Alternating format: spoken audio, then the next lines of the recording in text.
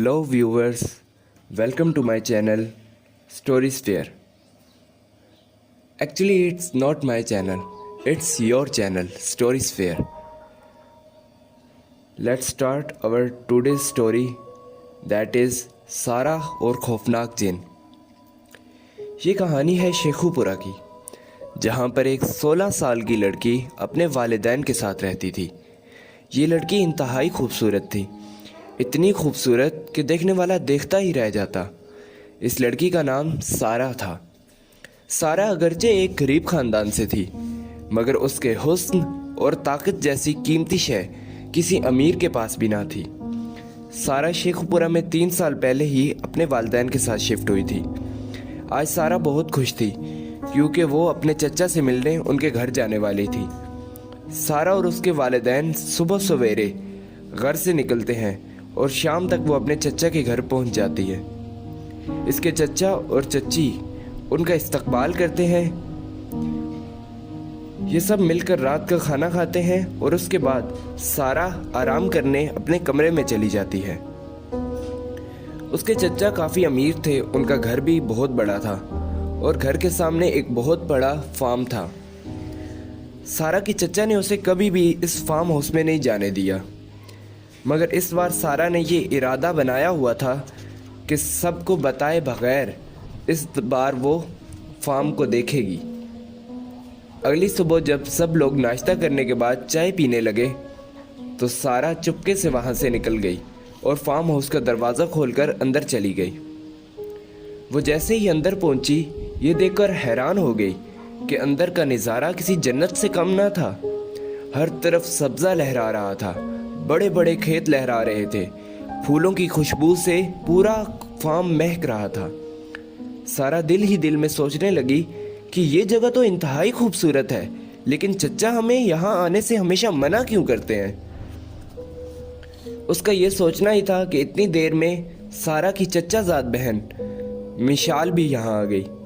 मिशाल ने सारा से कहा कि ये जगह तो कितनी खूबसूरत है, लेकिन अब्बा हमें यहाँ आने ही नहीं देते। जब सारा ने मिशाल को देखा तो हैरान होकर पूछा कि तुम यहाँ कैसे? तो मिशाल ने बताया कि मैं तुम्हारा पीछा कर रही थी।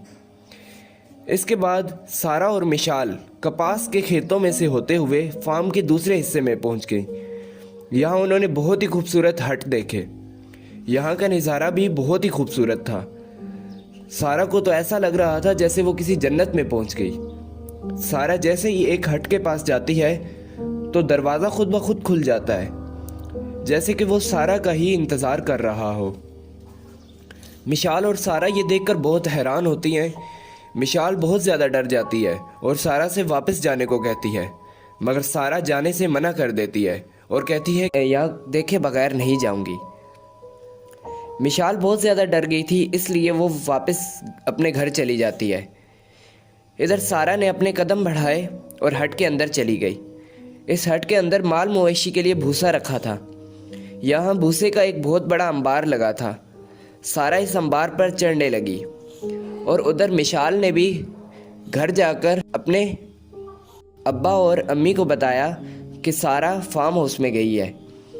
उसके अब्बा भी जल्दी जल्दी वहाँ से निकले और फार्म हाउस की तरफ निकल पड़े। और इधर सारा भूसे के अंबार पर चढ़ने लगी और चढ़कर दूसरी तरफ उतर गई और हट के पीछे वाले दरवाजे से बाहर निकल गई। यहाँ का नज़ारा तो काफ़ी खौफनाक था, बहुत ही अजीब नज़ारा था यहाँ का।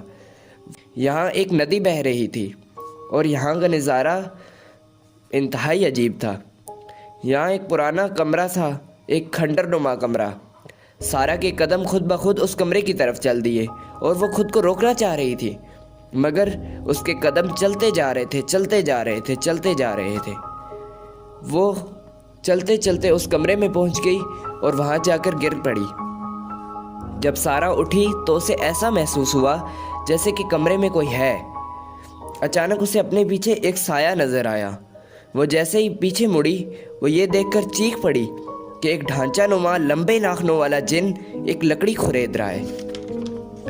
उधर मिशाल ने सब घर वालों को बता दिया था।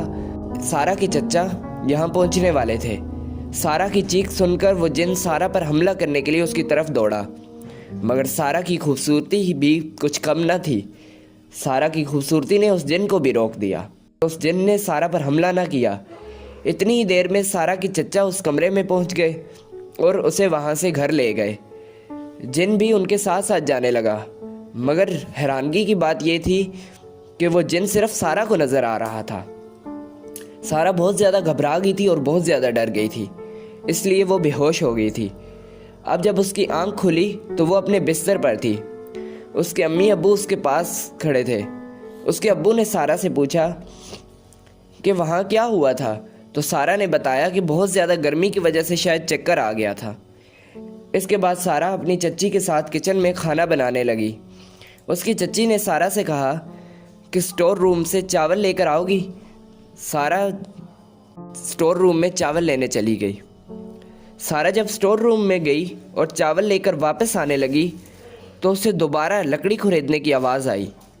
उसने पीछे मुड़कर देखा तो वो जिन वहीं खड़ा लकड़ी खुरेद रहा था। वो सारा की तरफ बढ़ा और सारा ज़मीन पर गिर पड़ी और चावल का बर्तन उसके हाथ से गिर गया।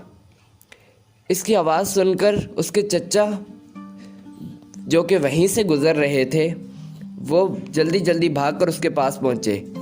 इतनी देर में जिन वहाँ से गायब हो गया था। उसके चचा ने उसे उठाया और कहा कि बेटी, मेरी बात गौर से सुनो। ये जिन कोई आम जिन नहीं है, फार्म हाउस का जिन है। ये अब तुम्हारे पीछे पड़ा है और इन सब में तुम्हारी जान भी जा सकती है।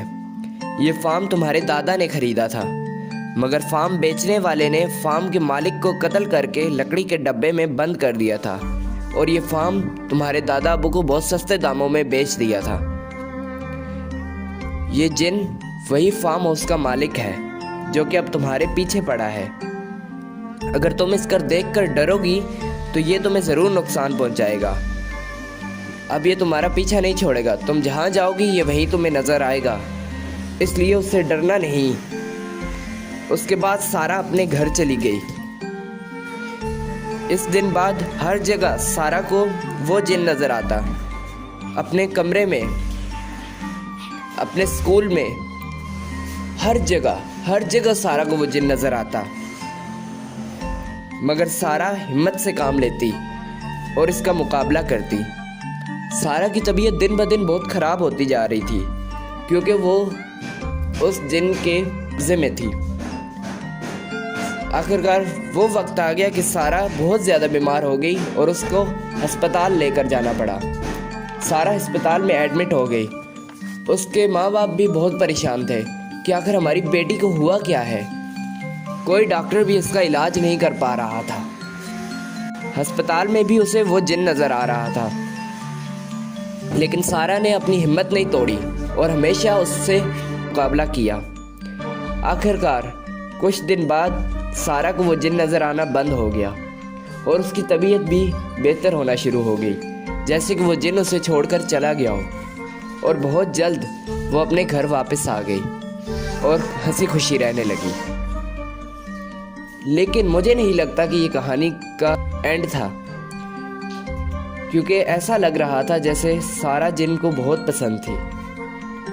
तो क्या जिन अब हमेशा के लिए उसकी ज़िंदगी से चला गया था, या फिर वो दोबारा उससे बात करने की कोशिश करेगा? अब इसका जवाब तो कोई नहीं जानता। आप बताएं कमेंट में कि क्या जिन वाकई चला गया था या वो वापस आएगा। और मेरे चैनल को सब्सक्राइब करें।